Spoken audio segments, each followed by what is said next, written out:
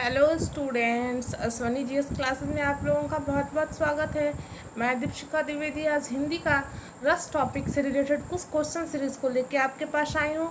तो सभी बच्चों से मेरी उम्मीद जहाँ तक की होती है, मेरे जो बच्चे रेगुलर स्टूडेंट्स हैं वो रस कंप्लीट कर लिए होंगे, नोट्स कर लिए होंगे, उसे समझ लिए होंगे। तो आज अपनी तैयारी को जांचेंगे, वो देखेंगे कि उन्होंने कितना समझा है, कहाँ तक समझा है, उनकी गलती क्या हो रही है, कौन सा पॉइंट वीक रह जा रहा है।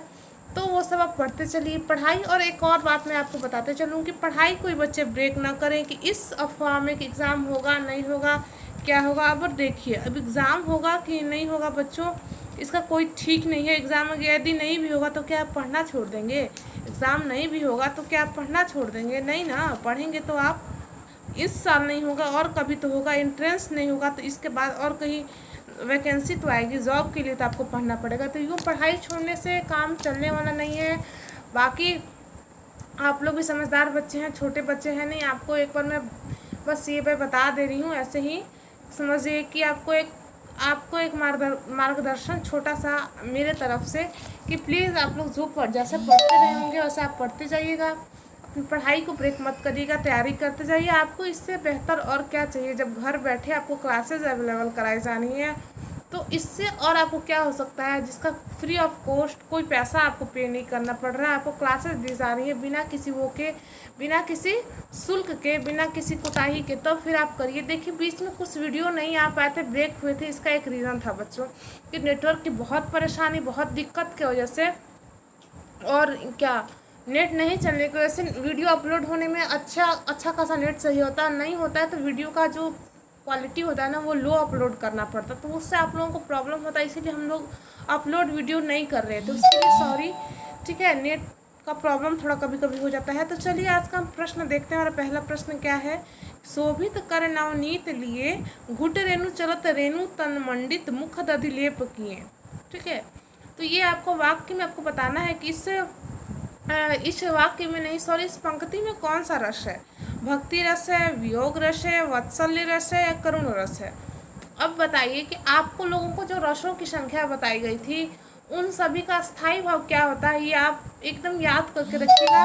और कैसे किस तरह सब रसों का जो परिभाषा एक तरह से मैं कह सकती हूँ कि मैं आपको बताई थी कि पहचानने का क्या तरीका है, सबका अलग अलग रहता है, सबका नेचर अलग अलग है। भाई देखिए, गोभी की सब्ज़ी खाइएगा उसका स्वाद कुछ और आएगा, आलू की सब्ज़ी का स्वाद कुछ और आएगा, बैंगन की सब्ज़ी का कुछ और टेस्ट है। तो उसी प्रकार से जब इतने सारे रस हैं, सबका टेक्सचर अलग अलग है, सबका रस का स्वाद जो है अलग अलग है। उन सब स्वादों को आपको याद रखना है, पता रखना है कि रस में किस प्रकार की पंक्ति में हमें कौन सा रस की अनुभूति होगी। तो ये बताइए, इसमें आपको क्या लग रहा है? इसमें कोई भक्ति रस लग रहा है? तो यहाँ अगर आप कंफ्यूज होते हो तो मात्र दो ऑप्शन में कोई भी कंफ्यूज हो जाए। वियोग रस तो बिल्कुल कट ही जाएगा ऑप्शन से, ठीक ना। वियोग रस तक किसी भी तरह से नहीं होगा कि यहाँ कोई वियोग के बारे में तो लग नहीं रहा है। यहाँ कृष्ण जी का आपको एकदम क्लियर होगी ये बात कि कृष्ण जी के बाल अवस्था के बारे में कही जा रही है कि उनका कर एकदम शोभ रहा है, मतलब सुंदर दिख रहा है। कर मतलब हाथ, घुट रेणु चलत रेणु तनमंडल, मतलब घुट रेणु चल रहे हैं, घुटने के बल चल रहे हैं। मुख दधि लेप किए, मुख में दधि का लेप किए हुए, मुंह में दही लगाए हुए हैं। कृष्ण जी की बाल अवस्था के बारे में वर्णन है। कवि अपने पंक्ति के माध्यम से माँ यशोदा के जो वो उनका वर्णन यशोदा के तरफ से कवि वर्णन करके हमें बता रहे हैं।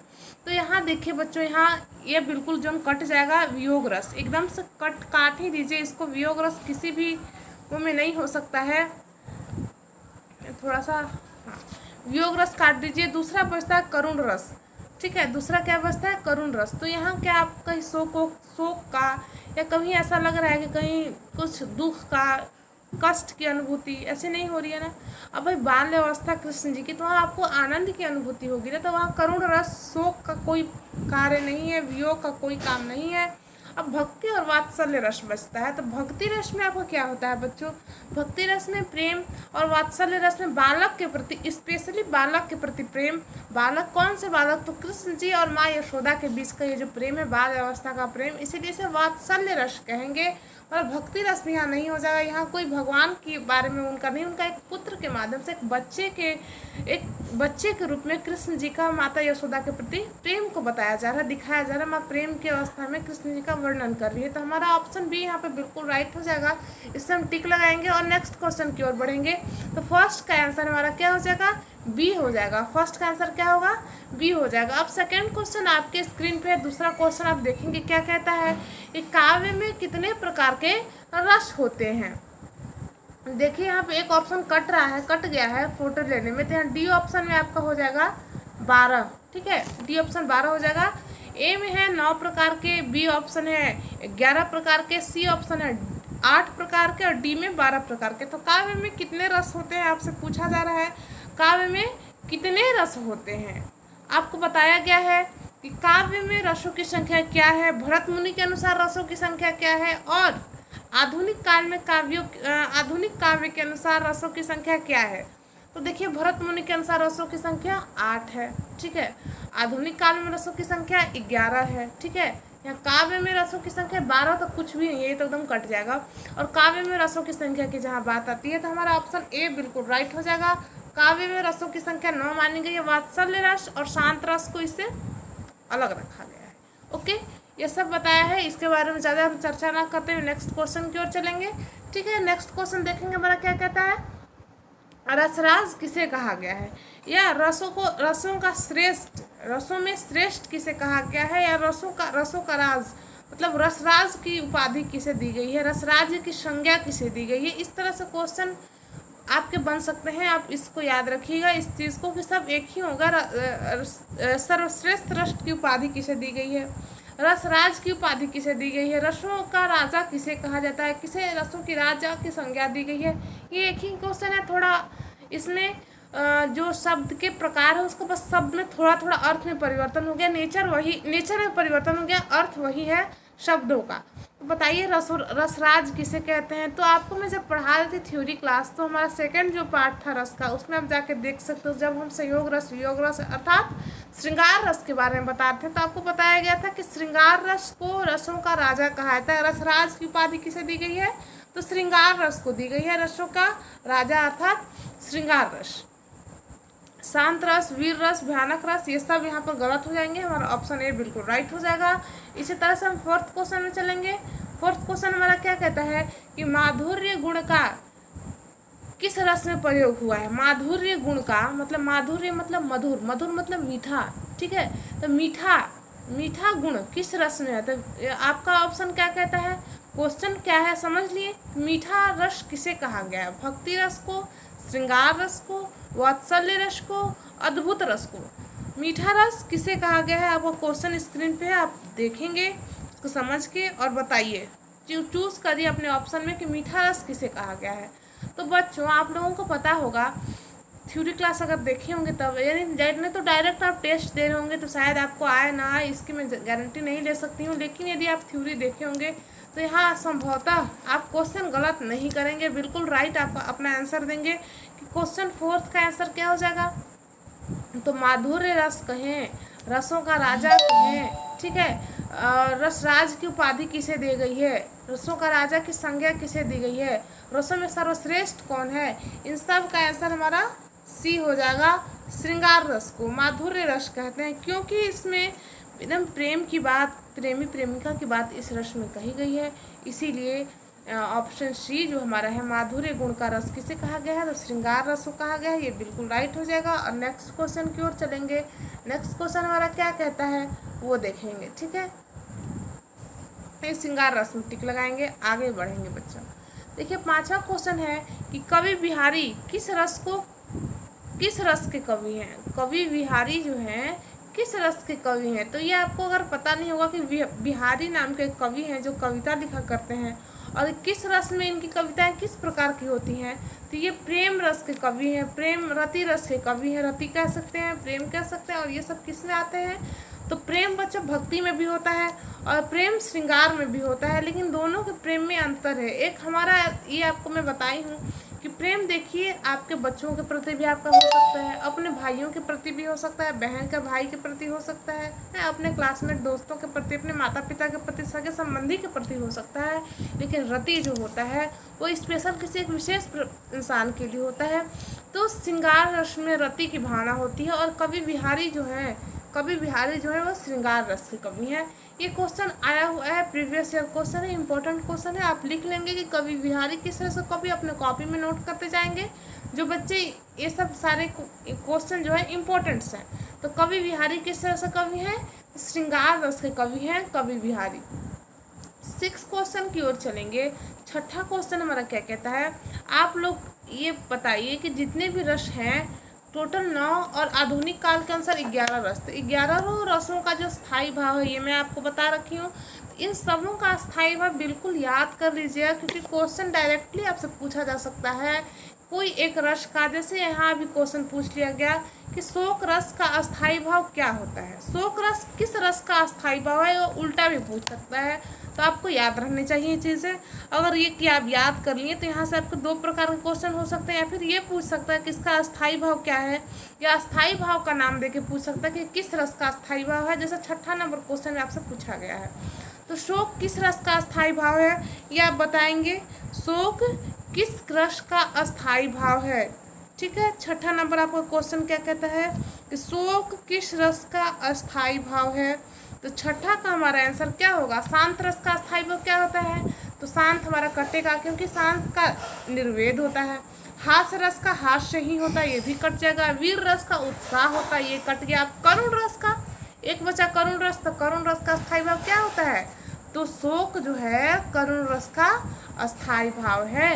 हमारा ऑप्शन बी यहाँ पे बिल्कुल राइट हो जाएगा। 6ठा नंबर का शोक किस रस का अस्थायी भाव है, तो करुण रस का अस्थायी भाव शोक है, ठीक है। शांत का मैं बता दी, ऑप्शन जो है इसको भी मैं बता दी। और इससे ज़्यादा अगर आपको जानना है तो आप प्लीज़ थ्योरी की क्लासेस देखें, और ये मत मन में आप अपनी भावना बना के रखें कि अब हमें नहीं पढ़नी चाहिए क्योंकि एंट्रेंस नहीं होगा। क्योंकि एंट्रेंस नहीं होगा वो चलिए अलग की बातें, होगा नहीं होगा वो भी अभी क्लियर नहीं है। लेकिन अगर आप पढ़ेंगे नहीं तो पढ़ाई से आप ऐसे थोड़ी ना मुँह मोड़ सकते हैं बच्चों, क्योंकि अभी तो शुरुआत हुई है पढ़ने की। मात्र कि एंट्रेंस नहीं होने से हम पढ़ाई थोड़ी छोड़ देंगे अपनी।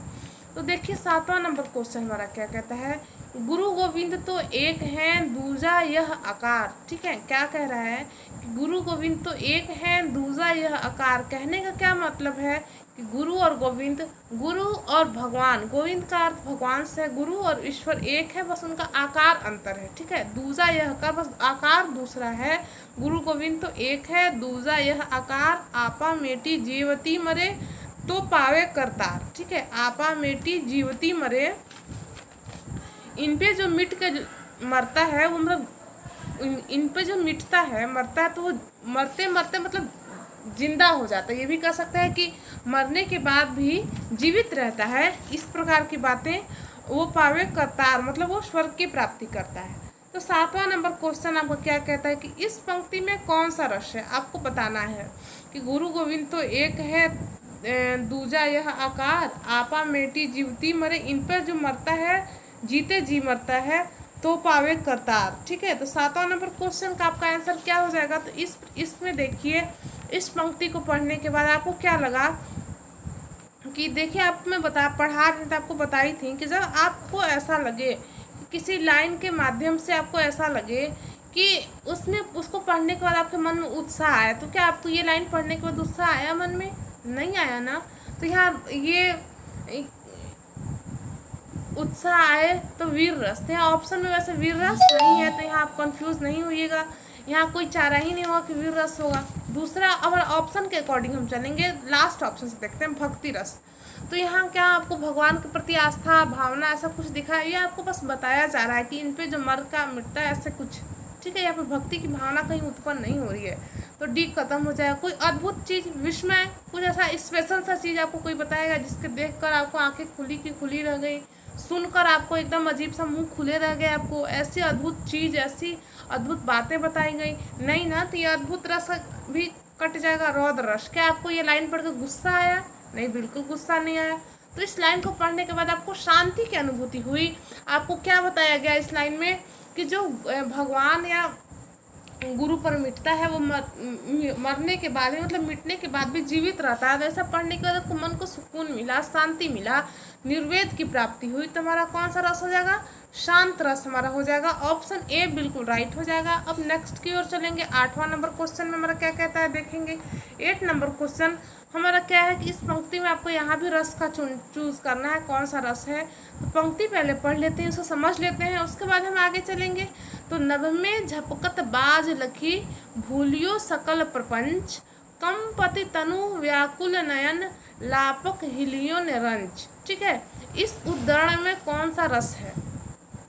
देखिए, अभी जो आपके स्क्रीन पे जो वीडियो चल रही हो, इसमें यदि आपको चीज़ें दिखाई अगर क्लियरली साफ दिखाई नहीं देता हो तो कोई बच्चा आप परेशान मत होइएगा। इसका मैं रीज़न बता दूं कि इससे पहले जितनी भी क्लासेस हुआ करती थी उसमें जो वीडियो स्कैन हुआ करते थे, तो जिस जैसे हम स्कैन करके PDF बनाते थे, तो वो एक चाइनीज़ ऐप हुआ करता था जिसका अब बहिष्कार कर दिया गया है। उसे हम लोग भी उसे हटा दिए, उस ऐप को हटा दिए। तो ये एक हमारा भारतीय ऐप से एक बना हुआ है। तो ये अभी उतनी अच्छी तरीके से या फिर ये काम नहीं कर रहा है, या हमें इसको हैंडल करने, इसको चलाने नहीं आ रहा, तो थोड़ा धुंधला सा हो रहा है, चीज़ें साफ दिखाई नहीं दे रही होंगी। तो आप मेरी आवाज़ पे जाइएगा, जो मैं बोल रही हूँ तो साफ सुनाई दे रहा है ना। इन चीज़ों को सुनिएगा, ज़्यादा ध्यान सुनने पर दीजिएगा। कमी तो बच्चों हर जगह बहुत सारी, अगर आप किसी की कमी देखने लगे तो आपको 1000 कमियां मिल जाएंगी, लेकिन कमियों को निगलेक्ट करनी चाहिए, अच्छाई को देखनी चाहिए, क्योंकि इस समय ऐसी स्थिति आई है, हमारे लिए भी है, आपके लिए भी है, बस किसी एक इंसान के लिए नहीं है। यहाँ बैठकर यहाँ पढ़ाना ये हमारी कोई मजबूरी नहीं है बच्चों, ये हमारा शौक़ है। हम एक शौक़ से कि अभी ऐसे बच्चों को प्रॉब्लम हो रहा है, तो यदि हमें आता है, हम थोड़े बहुत काबिल हैं, थोड़े बहुत लायक हैं, तो हम भी इसे किसी को दें, किसी को बांटें, जो आराम से घर पर बैठे पढ़ सकें। अब आपका ये कर्तव्य बनता है। हमने अपनी जो इच्छा है, हमने उस शौक़ को पूरा किया अपना, आपको वीडियो पहुँचाकर, तो आपका ये कर्तव्य बनता है कि जो ज़रूरतमंद बच्चे हैं, जो एक्चुअली में जो वाकई फ़ी नहीं दे पाते हैं, आप उन्हें ये वीडियो भेजें ताकि वो घर पे बैठ के कुछ तैयारी कर सकें। ठीक है, तो यहाँ आपको क्या बताया जा रहा है कि नभ में झपकत बाज लखी, मतलब लाख बाज जो है नभ में झपक रहे हैं, मतलब ऐसे से झपट रहे हैं, इधर उधर घूम रहे हैं। भूलियो सकल प्रपंच। ठीक है, कंपति तनु व्याकुल नयन, नयन व्याकुल हो गए हैं, तन कांपने लगे हैं। ठीक है, लावक हिलियो निरंच, मतलब ये कहाँ का सीन है? बाज वाज जैसे मंडरा रहे हैं आकाश में, तो ऐसे बाज कहाँ मंडराते हैं? तो बाज देखिए एक तरह के ये होते हैं, मांसाहारी जीव हैं, जो जहाँ मांस वांस इस तरह के पड़े होते। तो ये शमशान घाट का, और जब आप लाइनें पढ़ेंगी तो और क्लियर होगा। ये शमशान का एक चित्रण करना चाहते हैं कवि जो हैं, एक शमशान का दृश्य हमें बताना चाहते हैं कि जहाँ ऐसे बहुत सारा बॉडीज़, मतलब डेड बॉडीज़ पड़ी हुई हैं, जहाँ लाखों बाज ऐसे चहचहा रहे हैं, आकाश में उड़ रहे हैं और चहचहा रहे हैं, और उन्हें देखकर तन काँप रहा, मन व्याकुल हो रहा है, वो लपक रहे हैं इधर से उधर। तो ये सब बातें बताई जा रही हैं। तो आपको इन सबों को जब आप डिटेल में पढ़ें इसे, और मैं आपको बताई हूँ, इस लाइन को पढ़ने के बाद यदि जिन्हें समझ में नहीं आया होगा, तो इनके बारे में जब मैं आपको बताने की कोशिश की हूँ कि लाइन से कभी बताना क्या चाहते हैं, तब तो आपको समझ में आया होगा। तो अब आप बताइए कि किस प्रकार की रस की अनुभूति है। तो क्या आपको ऐसा लगा कि बाज से क्या आपको डर लगा? तो क्या यहाँ भयानक रस हो सकता है? तो बिल्कुल नहीं। तो क्या ये लाइन पढ़ने के बाद आपको उत्साह आया, वीर की अनुभूति हुई, वीरता की अनुभूति हुई? तो आप कहें कि नहीं नहीं, ऐसा कहाँ, वीरता की अनुभूति इस तरह की लाइनें पढ़ के थोड़ी आती हैं, तो वीर रस भी यहाँ नहीं होगा, ये भी कट जाएगा। तो क्या ये लाइन पढ़ के आपको गुस्सा आया आपको रौद्र रस कह सकते हैं, या आपको विभत्स रस, या आपको थोड़ा घृणा सा हुआ, छी कितना गंदा सा दृश्य है? ये आप चूज़ करिए, 2 ऑप्शन आपके सामने, ये 2 ऑप्शन में से आप चूज़ करिए। अब सारे बच्चे, आप हमसे जो बच्चे पहले से जुड़े हैं, पहले से जो टेस्ट दे रहे हो, वो जान रहे होंगे कि हमारा टेस्ट का क्या रहता है। तो कॉपी में आप सारे क्वेश्चन का लिखते जाएंगे, जो सही हुआ उसके सामने सही का टिक लगाते जाएंगे, कितना सही हुआ ये कमेंट में आप हमें बताएंगे, ताकि नेक्स्ट डे हमारा टॉपिक होगा, उस टॉपिक को स्टार्ट करने से पहले मैं आपका नाम अनाउंस कर सकूं। ठीक है, तो आप बताइए फटाफट कि इसमें कौन सा आपका रस हो जाएगा, ए ऑप्शन होगा या बी ऑप्शन होगा। तो तो बच्चों ये पढ़ने के बाद आपको क्या गुस्सा आया कि छी कितने सारे गंदे, कितने सारे बाज हैं ऐसे उड़ रहे हैं, क्यों उड़ रहे हैं, गुस्सा आया क्या ये सब पढ़ने के बाद? तो नहीं, हमें इससे कोई गुस्से की अनुभूति नहीं हुई, गुस्सा हमें नहीं आया। हाँ, ये जब हमें पता चला कि ये ऐसा सीन है जब जहाँ बाज जो है उड़ रहे हो, तो क्या वो अच्छे जगह पे बाज थोड़ी उड़ते हैं? अच्छे जगह पे तो तितलियाँ उड़ती हैं, जहाँ सुगंध हो, फूल हो, बगीचे में कहीं बाज उड़ते देखा है? तो नहीं, बिल्कुल नहीं। बाज ऐसी जगह पे जहाँ कोई मृत शरीर पड़ा हो, बॉडी पड़ी हुई हो, या फिर कहीं ऐसे मांस वांस हो, गंदी जगहों पर ये सब उड़ा करते हैं, क्योंकि ये मांसाहारी जीव हुआ करते हैं, मांस खाने के लालच में ये उड़ रहे हैं, तो ये कोई गंदी सी जगह होगी। तो यहाँ पे एकदम क्लियर है, ये बात एकदम साफ है कि जहाँ गंदी, जहाँ घृणा जिस जगह से हो, जिस स्थान से आपको घृणा हो, बुरा लगे वहाँ जाना, उन चीज़ों को देखना, आपको जुबान पे ऐसा है कि ओ क्या देख लिया, इस तरह की अगर बातें आपके माइंड में आती हैं, तो वहाँ पर कौन सा रस होगा? तो बिल्कुल एक्यूरेट एक ही हमारे दिमाग में आंसर होना चाहिए, विभत्स रस, बिल्कुल बी ऑप्शन होगा। अब कुछ बच्चे जो डायरेक्ट टेस्ट दे रहे होंगे, अगर उनको नहीं आ रहा होगा तो आप ये मत सोचिएगा कि बहुत ही शॉर्ट में बताया जा रहा है, क्योंकि मैं इसलिए शॉर्ट में आपको बता रही हूँ क्योंकि इसको इतने डिटेल में मैं नेक्स्ट वीडियो में पढ़ाई हूँ ना, कम से कम 3 घंटे का एक क्लास, जो रस 1 घंटे में समाप्त होने वाला है, उसमें कम से कम 1.5 घंटे की क्लास है, 3 घंटे में मैं एक्सप्लेन कर करके समझाई हूँ। तो इससे ज़्यादा मुझे नहीं लगता कि और बताने की कोई आवश्यकता थी, मैं पूरा बताने का प्रयास की हूँ। तो यहाँ जो टेस्ट चल रहा है इसमें थोड़ा सा ही बताया जाएगा, इससे डिटेल में, इससे ज़्यादा नहीं बताया जा सकता, क्योंकि ये टेस्ट है, टेस्ट की तरह ही चलेगा। तो 9th नंबर क्वेश्चन देखिए, 9th नंबर क्वेश्चन क्या कहता है कि यहाँ भी एक लाइन दी गई हुई है, इस लाइन से आपको पता करना है कि इसमें कौन सा रस है। जब पहुँची चपला बिचधार छिप गई चांदनी, जब पहुँची चपला बिचधार छिप गया चांदनी का कागार में कौन सा रस है? ठीक है, जब पहुंची चपला बिचधार छिप गया चांदनी का कगार, मतलब यहाँ नाव के बारे में कुछ कह रहा है कि नाव पे, नाव जो है बीच धार में पहुंची तो जो चांदनी है वो छिपते जा रही है। इस तरह की देखिए यहाँ पे थोड़ा सा क्या आपके सामने एक हो सकता है, शर्त हो सकती है कि एग्ज़ाम में ऐसा ही आपको मिलेगा, ऐसा नहीं कि पूरी की पूरी कविता दी जाएगी, 1-2 लाइन दिया जाएगा, क्योंकि आपको चेक करना है ना कि आप कितने समझदार हैं। तो एक ही लाइन आपको पता करना है कि किस प्रकार की कम पंक्ति हो सकती है।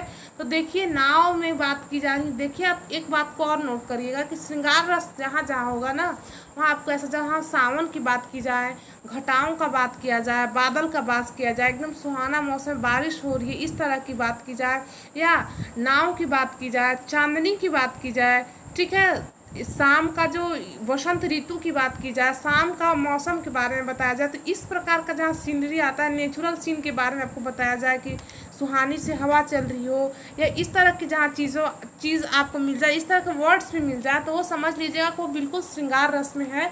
इस तरह की बातें जहाँ इस तरह की बातें जहाँ मिली वो श्रृंगार रस की लाइनें होती है। जहाँ चांदनी की बात की जाए, जो चांदनी क्या है, श्रृंगार रस का यह प्रतीक माना जाता है कि इन सब वर्ड्स से जो पंक्तियाँ बनती हैं ना, वो प्रेम के लिए, रति को समर्पित वो पंक्तियाँ होती हैं, उससे श्रृंगार रस की कविताओं का सृजन किया जाता है। तो जब पहुँची चपला विचधार, इसमें देखिएगा कि चांदनी की बात किया जा रहा है, नाव की बात की जा रही है, नदियों का धार की बात की जा रही है। तो यहाँ हमारा कौन सा रस होगा? यहाँ देखिए बिल्कुल श्रृंगार रस हो जाएगा। अब यहाँ देखिए आपको कंफ्यूज नहीं होना, एक तो वीर रस दिया हुआ है, तो ये ऑप्शन बिल्कुल हमारा कट हो जाएगा, क्योंकि यहाँ वीरता की, उत्साह की अनुभूति बिल्कुल नहीं कही जा रही है। दूसरा है अद्भुत रस, ऑप्शन डी में आपको दिया हुआ, तो अद्भुत रस कैसे होगा? या कुछ ऐसा स्पेशल चीज़ बताया जा रहा है क्या, जिसे देखकर आपको अद्भुत आश्चर्यजनक लग रहा है? कुछ ऐसा चीज़ थोड़ी बताया जा रहा है, आपको नॉर्मल सी बात बताई जा रही है कि जब नाव उस समय बिचधार में पहुंची, जब चांदनी छिप गई थी, ऐसे वैसे। तो ये सब जो बनाया जा रहा है, थीम बनाया जा रहा है, और लाइनें अगर इसकी होती तो आप और पढ़ के समझ सकते थे, लेकिन एग्ज़ाम में भी आपको ऐसी एक लाइन ही दी जाएगी और उसमें से आपको पता करना होगा कि इसमें कौन सा रस है। ठीक है, तो आप देखिए 9th नंबर क्वेश्चन हमारा ऑप्शन एक वात्सल्य रस है, बालक के प्रति प्रेम। बस वात्सल्य रस में इतना ही याद रखना है कि जहाँ बालक के प्रति प्रेम की बात कही जाएगी तो वात्सल्य रस हो जाएगा। ऑप्शन डी हमारा क्या कहता है, अद्भुत रस, तो ये भी बिल्कुल गलत हो जाएगा। बिल्कुल सही हमारा कौन सा ऑप्शन होगा, तो ऑप्शन बी श्रृंगार रस। तो जो बच्चे श्रृंगार रस में टिक लगाए होंगे 1 नंबर ऐड करेंगे, और जो बच्चे अदर किसी में लगाए होंगे तो उनका तो हो गया भैया 0, वो लड्डू लेके आराम से बैठ जाएंगे। तो 10वां नंबर क्वेश्चन देखेंगे, पता नहीं कितने, हाँ बस 10-11 क्वेश्चन ही है।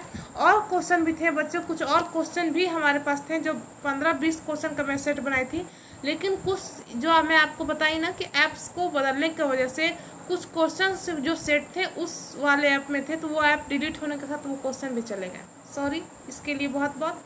और हम इससे ज़्यादा कुछ कर भी नहीं सकते थे, क्योंकि अभी हमें जैसी स्थिति हो रही है ना, चाइना हमें जितना परेशान कर रहा है, तो हमें उसका विरोध कैसे करना है। तो हम तो बॉर्डर पे जाके नहीं कर सकते हैं, तो हम उनके लिए इतना तो कर सकते हैं ना, उनके ऐप्स को डिलीट करके, उनके चीज़ों को नहीं खरीद करके। तो इसलिए मैंने ऐप डिलीट कर दिया। उस ऐप से बहुत अच्छे से होता था, ये बात बिल्कुल सही है, लेकिन हम उसका यूज़ नहीं करेंगे, हम इंडियन ऐप्स का यूज़ करेंगे। तो कुछ क्वेश्चन उस ऐप के साथ भी चले गए। ठीक है, तो आज इतना ही क्वेश्चन देखेंगे। 11th क्वेश्चन का बस ये टेस्ट रहेगा। और देखिए 10वां नंबर क्वेश्चन क्या कहता है, इसी में से आप अपना स्कोर करके हमें बताइएगा कि कितना क्वेश्चन सही कर पाए हैं आप। और आप यदि चाहते हैं और बेहतरी के लिए और अच्छे के लिए, तो आप हमें बिल्कुल अपना सपोर्ट दीजिए। वीडियो को लाइक करिए, शेयर करिए, सब्सक्राइब करिए, क्योंकि हम भी कोई कसर नहीं छोड़ रहे हैं, जहाँ तक कि हो सके आपके लिए अच्छे से अच्छे कंटेंट लाने के लिए, क्वेश्चन लाने के लिए, अच्छे से टेक्निक का यूज़ करने का भी कोशिश कर रहे हैं। लेकिन अभी थोड़ा सा प्रॉब्लम हो रहा है, आप इसे समझ सकते हैं। ये बात बताने की नहीं है, ये आप समझ सकते हैं, अनुभव कर सकते हैं इस चीज़ को। तो 10 नंबर क्वेश्चन देखिए कि विभक्त रस का अस्थायी भाव क्या है। तो ये बताइए विभत्स का अस्थायी भाव क्या होगा। निर्वेद किसका अस्थायी भाव होता है। ऑप्शन ए कहता है निर्वेद, निर्वेद तो शांत का है, गलत।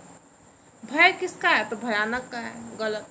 अब देखिए घृणा और जुगुप्सा, यहाँ 2 है, घृणा और जुगुप्सा, तो विभत्स रस में दोनों हो सकता है। अगर ऑप्शन ऐसे दिया जाए तो ए में लगाइएगा।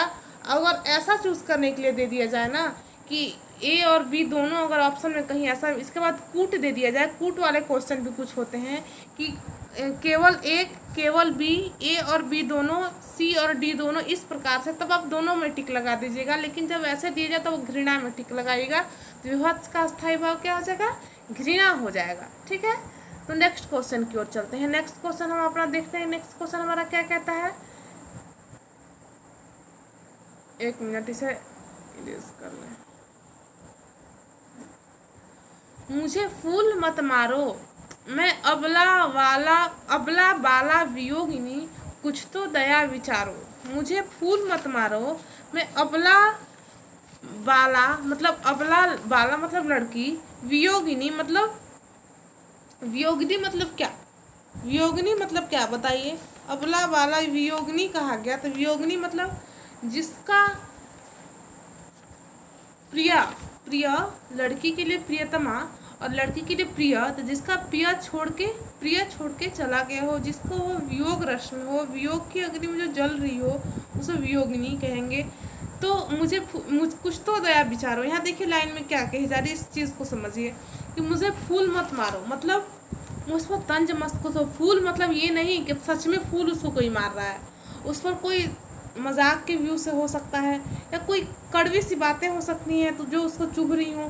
तो वो क्या कह रही कि मुझे फूल मत मारो, एक लड़की के बारे में बात है। मैं अबला बाला मतलब लड़की, अबला मतलब क्या, कि जिसका प्रिय छोड़ के चला गया हो, जिसे वो प्रेम करती हो, वो उसको छोड़कर चला गया हो, तो उसके बारे में बता रही कि मैं अबला हूँ, बाला वियोगिनी हूँ। वियोगिनी मतलब संयोग ना हुआ हो, वियोग हो गया हो।